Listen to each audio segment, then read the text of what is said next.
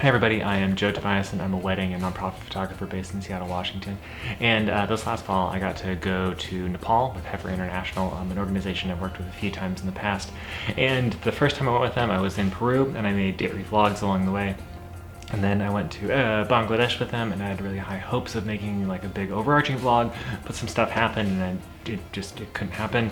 And then I went to Ecuador and just didn't have the bandwidth to do anything. So this trip, I didn't really want to like overburden myself with trying to make a video along the way or trying to vlog or any of those kind of things because I knew I wouldn't have the bandwidth for it. So I shot a lot of B-roll just on my phone and then took a lot of film photos either on my Mamiya 6 or on my Yashica T4. I'm gonna use those kind of as the basis to kind of tell the story of the trip and mostly just gonna kind of pick out a few of my favorite photos and just tell the story of those and then intersperse those other images and videos along with it. That said, all these images, everything is, all the rights are owned by Heifer International. They're only letting me use them for personal use, so I can't offer prints or any of those kind of things, but enjoy the video. So this photo here is in Patan Durbar Square. It's one of the most famous squares in Kathmandu. It's only like a 15-20 minute block away from our hotel. So as soon as we landed, we took naps because we're super jet lagged, and then I went on a walk through the city and kind of was trying to, obviously take photos and get to know what it was like to be in Nepal. We got to Patan Durbar Square and I was just really enthralled by these men who were sitting there. And I don't know, anytime I see people in like touristy places wearing traditional garb, like I'm a little bit wary of the authenticity of the moment, but it still was a fun photo to take, and I have a few others from those. And so these photos some of them are from the beginning of the trip and some of them when we went back later at the end of the trip, but I thought just the square was really beautiful.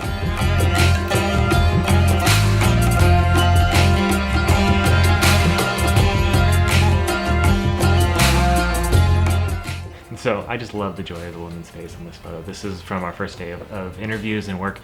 These are participants of Heifer who had been affected by the 2015 earthquake. And as we were interviewing one of her neighbors, this one was just kind of around, as was like a bunch of other people.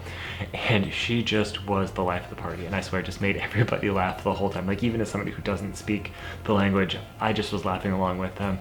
And we were asking her just like, why are you here? And she was just like, this is the best day I'm here. Cause we had this like popcorn kind of a thing. She's like, I'm just gonna eat all of this. And just like, it was really fun to see someone so vibrant and just like making the whole community happy.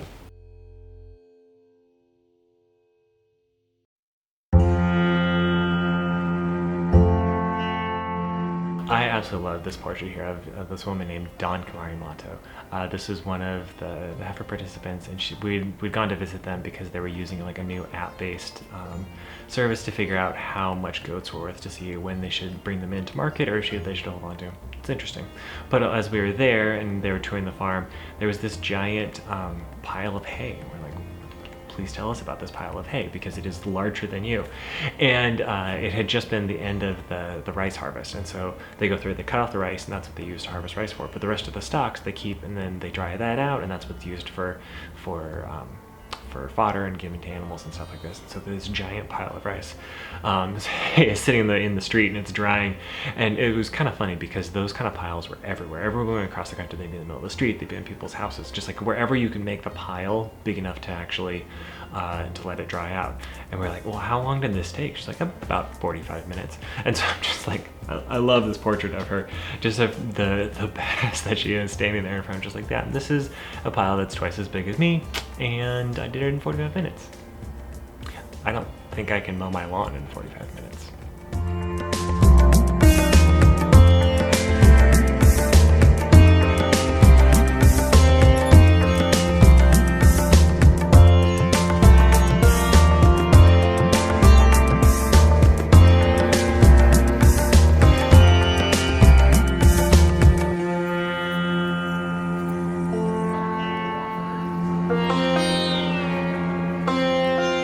As soon as we left Kathmandu, we were on the road, and I mean, we were on the road a lot, really, because we drove basically halfway across the country, probably even more when you include like the back and forth and all those kind of things. But along the road in Nepal, you see these trucks everywhere, and these long haul trucks, and they're short. They're shorter than ours, and they're not like separated, just like a truck with a bed. But they all say along the bottom of the bumpers stuff like Road King or Road Warrior or Speed Control. And I've done research after trying to learn more about it, but and really can't find a lot, at least not in English. But so we were kind of making up stories along the way of like, are they like competing gangs, and is there like a Romeo and Juliet story of like the Speed Control's daughter wants to marry the Road King's son, and whatever else and stuff. Like it was a fun kind of inside joke along the way. But with that, I obviously wanted to take photos of those, and so I had like one morning that was foggy, and I was out for a sunrise walk, which wasn't very sunrisey because it was foggy, and there was a truck, but it was a Speed Control. I was like, because the Road King is the one that we saw the most. Like that was by far the most common on it. I was like, I want to take a photo of Road King, and so there's Speed Control. And then every time we'd stop for like lunch or for tea or something along the road, I swear there were always something else. Like there's this other one of Speed Control there that and it's like, come on. And so one day we were coming back into the hotel, and right around the corner from the entrance to the hotel, there's these guys working on, or there's this Road King truck sitting right there. And I was like, yes, this is it. So we parked, I run straight back, grab the camera and go out there, and I was like, it's loaded. I was like, this is gonna be perfect. So I framed it up, and one thing I really like about this particular camera, the film with the square format of this, is so I like them creating static scenes and then letting stuff happen into it. And that was, being in a fairly populous city, like stuff happened all the time. So I felt like I could pretty commonly like create a scene and then just wait for something to happen.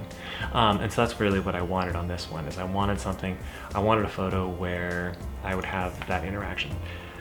So that's what I did, because I was trying to get that bicycle just popping right out of the frame and just have the back tires of it. Of course, I clicked the shutter just slightly too soon, and so of course I had no idea until I got home. I was a little disappointed. I got other Road King photos and stuff, but it's just like, of course, like the one moment I have to have the Road King, I flubbed it, but I still kind of love the photo because of the story and because I flubbed it. So this was probably my favorite photo session of the whole trip. We were going to visit with the women of the Sagarmatha Co-op, which Sagarmatha, that's like the name of Everest in the local language. And so we were going to visit with them, and they were at the goat collection center. So a lot of the co-ops, they all raise goats individually, and then they bring those goats to like these main collection centers, and that's where they all get stored, and then they get shipped off to wherever they're going to end up. And so we're at this more main ones. There was about 100 goats or something there, and then the ladies were going to come there, and we're going to take photos of them with the goats. So we went inside, and we timed it to kind of coincide with sunset and with golden hour. And so we were talking to them, and the light was getting good, and I was kind of getting antsy. And so Jason, my partner, he could tell I was kind of bouncing off the walls. He was like, all right, let's go take some photos. So we go outside, and the goats are gone.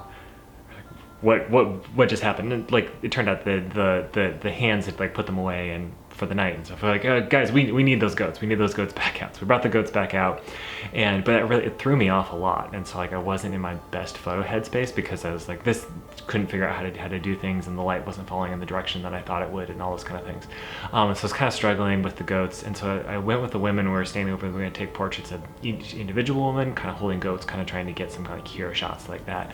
Or I guess heroin shots.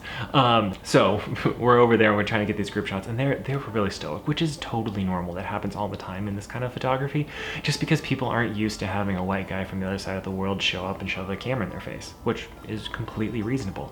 And so I was trying to come up with something fun to do, and in their interview they'd been kind of talking about how, you know, during the daytime they have the TV on and they're watching different soap operas and stuff. And so I was like, all right, hey, whoever watches a soap opera, just like tell me the story of what's going on right now.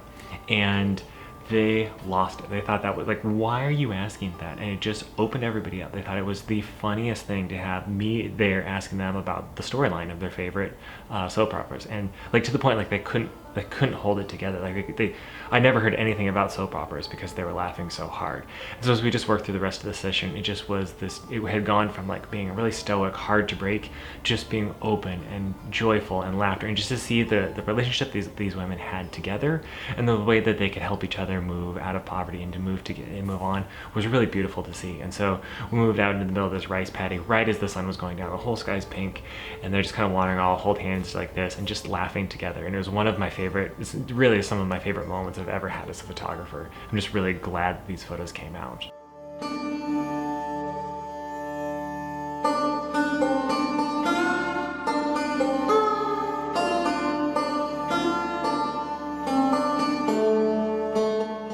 Another thing I really liked about photographing this one is I'd mentioned before how I liked having the framing of like being able to create a scene and let something happen through it. So we were leaving the hotel one day and we're about to leave to go travel and stuff. I was talking to the guard. I was like, can I take your portrait? He's like, sure. So he stands up nice and straight and I frame him. And right then these girls rode by on their bicycle and they started looking at me. It's like, yeah. And I don't know what it was in me, because like I had this split second of like, like this guy is just super like stoic and proud and stuff, and like do I take the photo of them being dorked behind him and like ruin the photo? And then it's like, but they'll never see this photo, no. And I clicked it, and I clicked it just a little bit too late, and so they're just like laughing in the background. I don't know, it's one of those photos that's like, I don't know which would be better, but I love the story and the moment that came from it.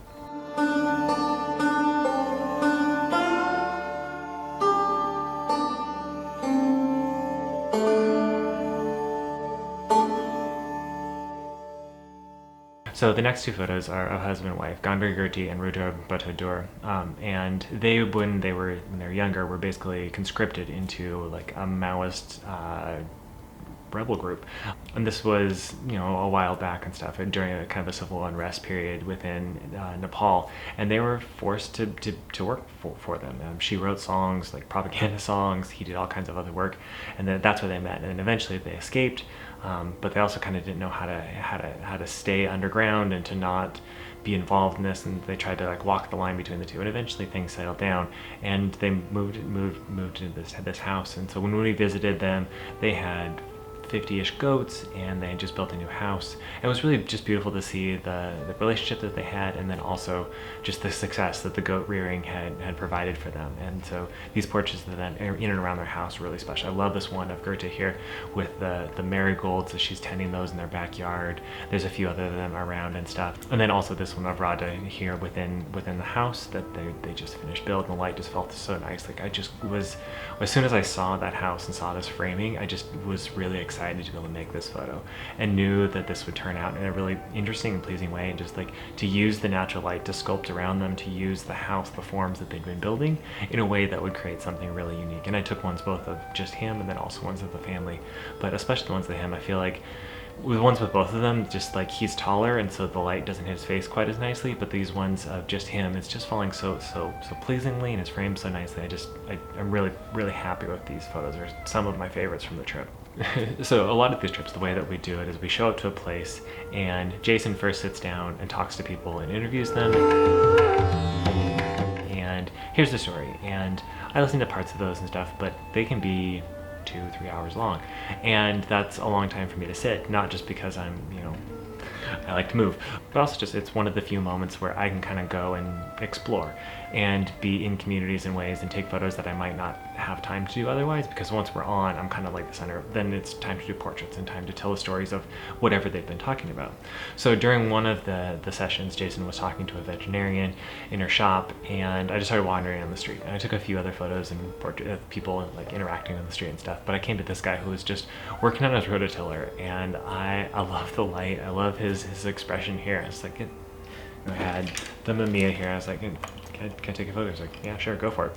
And I just love the joy and the laughter. It's just like, what am I doing here? Like, I'm just fixing my rototiller. What do you, but just like this intimate moment of life, of just the real life of somebody doing their job.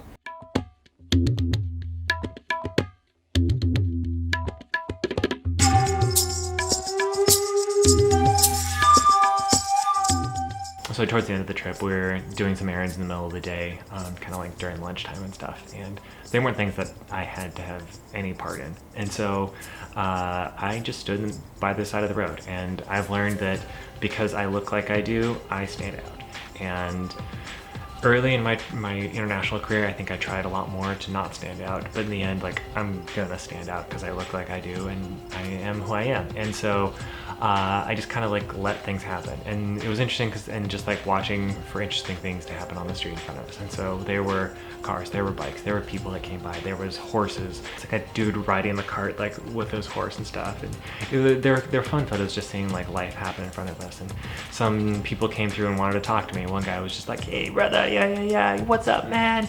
And like wanted to take my photo and all this kind of things. But this was my favorite photo from that mini session there, just because this guy came up to pick up some passengers. It was just so cool and composed as he was waiting for these people to come out. I just walked up and just like, hey, can I take your photo? Just like, yeah, I got you, go for it. And just like the badassness of his eyes, like I really love how this image came out. It was a fun one to make. So the last morning we were in Nepal, which is like the city in the western side of the country that we were in. I'd gotten up for a sunrise photo walk, and of course the night before I had been shooting Portrait 160, so it's a pretty slow film, and it was like a hazy morning, so I was like, this is so hard to take photos just because I was shooting outdoors at like a 30th of a second or a 15th of a second or something like that. And so as the day was getting a little bit brighter, I was able to move it up to the maybe a 60th or second, and it took a couple portraits. But as I was boring, it was just kind of like a boring walk. Like not that like the town is uninteresting or something. I just kind of ended up in like a neighborhood with a lot of walls and not a lot going on. So I was walking back a little bit disappointed in what I'd found, and this guy was just loading up his bicycle just to leave to go to work for the day. I was like, hey, can I take your portrait? And he's like, yeah, go for it. Of course, again, I don't always speak Nepal, so can I take your portrait looks like, and his response usually is, which is, world over, that's the code for it. Yeah, go for it, I don't care. And I love the power in his face. I love the way that the light is sculpting it really nicely, and just yeah, I'm proud of who I am, and I think the image turned out really nicely. But when we were planning this trip, we tried to time it with a holiday, because we knew that we wanted to do some sort of a cultural celebration as part of the work for Heifer. And so we timed it to go with Tihar. And Tihar is a time where they have spirits, and they come and they pray to their ancestors. People go home, and there's Christmas lights everywhere. And it's interesting, whereas in the States, we kind of put them along the eaves of our houses. There, everything was just hung vertically. So over the course of the week that we were there, it was interesting to see like more and more lights starting to come out. And there were fireworks at the end, and including one night we were out on the roof taking photos of just like the cityscape, and I had my camera going on like a 20-second exposure, and this photo happened, which is, I'm super, just like, that was one of the only fireworks that happened that night. I just happened to get it in the frame, which blew my mind. But this photo here is of Rama Karki. She's the mother of one of our Heifer staff, and they invited us into their Tihar celebration to this prayer time within their house. And it was really an intimate moment to see the devotion of her faith, and to see her living out and communing with ancestors and gods and stuff like that. And as she lit candles and incense and had food offerings within the shrine within their home. And just was a really intimate moment to be able to be a part of and to take photos. And I just love, I'm so honored to be able to do it, but also to be able to see this cultural aspect living out was really beautiful to see. So that's all. Like I said, I've been interspersing a lot, and I'm going to end with another bunch of photos here after I stop talking. Thank you so much for watching, and I hope you enjoyed this video. Have a good day.